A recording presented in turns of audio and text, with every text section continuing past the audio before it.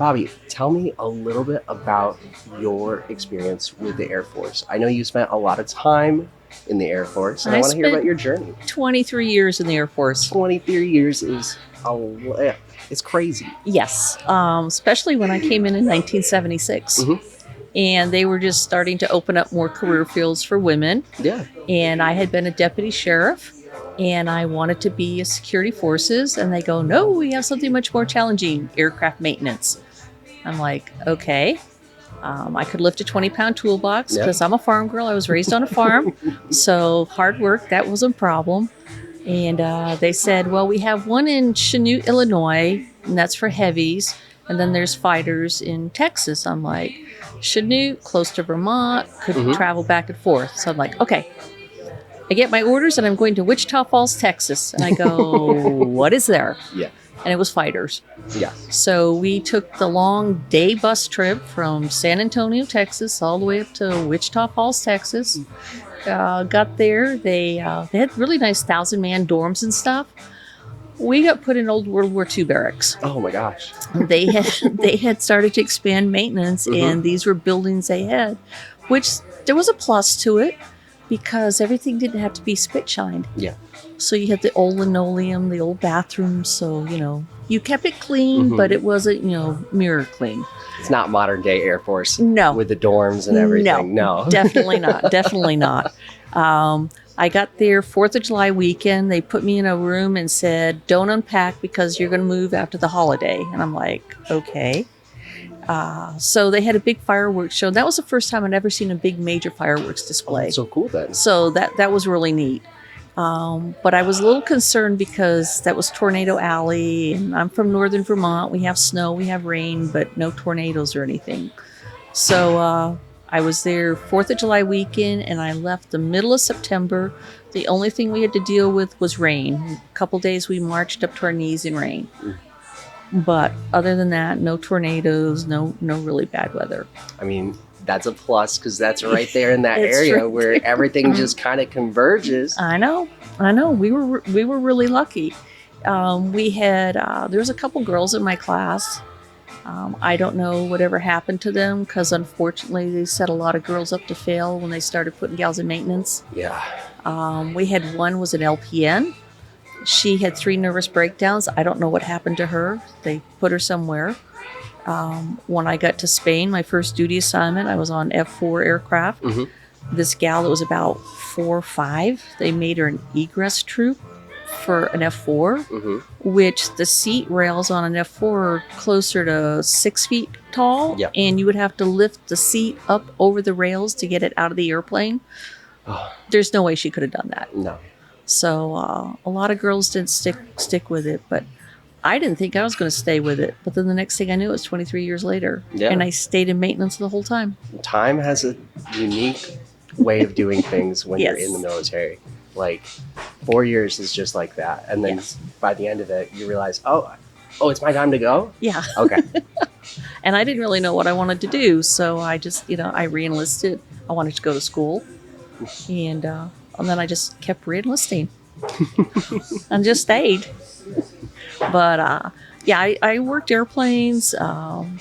When I made staff sergeant, I was in Arizona. They said didn't need female staff sergeants on the flight line. Yeah. I went to maintenance control, which gave me a bigger picture of what was going on. Then I worked in supervision. I worked on the flight line again for a while. Then it came time they closed down Williams Air Force Base. And at the time, my husband was working for the contractor. Yeah. So I couldn't stay as a quality assurance inspector. So a friend of mine, I was headed to Castle Air Force Base on B-52s.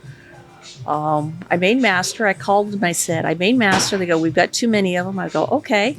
A friend of mine was in outside of San Antonio. He was getting ready to retire. Threw my name in the hat for a job down there. So I went down for the flight screening program, which was a quality assurance evaluator. We had civilians that worked on the plane, so we just followed up on their maintenance. Yeah. So I went to Texas, and I re-enlisted down there. And 5 days later, I got orders for Osan, Korea. That's the way it works. And it's like, I want to do 20. I can't turn them down. So I went to Osan, Korea, got divorced. Met my husband over there. I was his quality assurance inspector. He was in the parachute shop. They gave me fabrication flight and transit alert. I'm like, okay, TA, I know, working on airplanes, crash recovery. Fabrication flight, you drop stuff off, you pick it up, it's fixed. You know, the sheet metal, the metals tech folks, paint shop, NDI, and those. So I had to learn what they did. So, but it was good. I tried to be a fair inspector. I never would go in to burn anybody. That was not my objective. Yeah. I was there learning too, and it was like, if it's a safety infraction, that's a problem. One day I was out on the line, I saw a couple of my transit alert troops out there. They were parked in front of an airplane, truck running out of the truck, and I'm like, hey guys. And they're like, yeah. I says, warning. I went back the next day, same two guys, same place, same truck, running out of it. And I go, you know what I got to do? They go, yeah, you got to write us up. I go, you were given a warning. So we had one of the inspector for the engine shop. He was told that the troops for the engine shop caught him off base. They're going to beat the shit out of him. Because his objective was to just burn everybody. And that's not right. And being in maintenance, if you get an inspector like that, that's, it's counterproductive. Yeah, it is, because there needs to be that give and take of getting things done by the book and then getting things done correctly, but a little bit faster in order to make sorties. Otherwise, the birds don't fly. Exactly.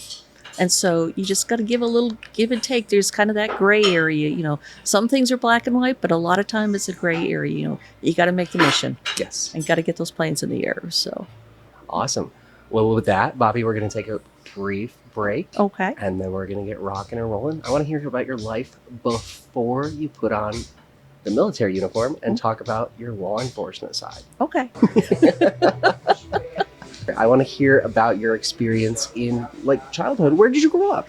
I grew up in northern Vermont. I was about 10 miles south of the Canadian border, right on Lake Champlain. And when I say right on Lake Champlain, we were probably about 30 feet from the lake with a 20-foot drop off. Yeah. A couple years back, I took my husband back for my 50th high school reunion, and he said, you said you were raised on the lake. I didn't think you meant in the lake. I'm like, no, we were actually the people that had bought the house from my folks in 78 were still there. So I was able to take them through. Of course, they've done a lot of changes, but some of the property was still the same. Yeah. So, I just went to high school there. Winters were rough. It always never failed. Come midterms, always blizzards. It's just typical winters. Wind blowing off the lake and everything. Raised on a farm. We had about 300 cows with my grandfather and my uncle. They ran the farm. And I decided I wanted to go into law enforcement. I had a cousin that was a state trooper, but I just decided that was something I wanted to do. So one summer I interned at the local sheriff's department. And then I found out there was 2 colleges in Vermont that offered a law enforcement program. One was in Burlington and one was further down in the state. So I went to the one in Burlington. It was kind of a private school at the time. It was called Champlain College. And at the time, it was only a 2-year program. Now they're offering 4-year master's degrees. I mean, the college has expanded like crazy. And I got a job working in another county in the sheriff's department as a dispatcher. And that's mostly what I did, was dispatching and jailer. So when they'd bring guys in, throw them in jail. We had one kid one night. He was drunk as a skunk. His dad came to pick him up the next morning. I couldn't get the jail cell open. I mean, it was one of those old ones, and the kid's in there freaking out, and his dad's like, finally got it open. But at the time, I wanted to join a regular city police department. But in the 70s, it was men requirements, 5'7", 5'8". I was only 5'3". So a state trooper friend of mine had spent 4 years in the Air Force and said, why don't you join the Air Force? Just get away from here, because, there is no hope for advancement or improvement. So I'm like, so the first time I went to the recruiter, I kind of backed out a bit. But the second time I followed through. And actually my maintenance scores were my lowest scores, but that's what they were putting gals into maintenance. So it didn't matter. You could lift that toolbox. So I did that.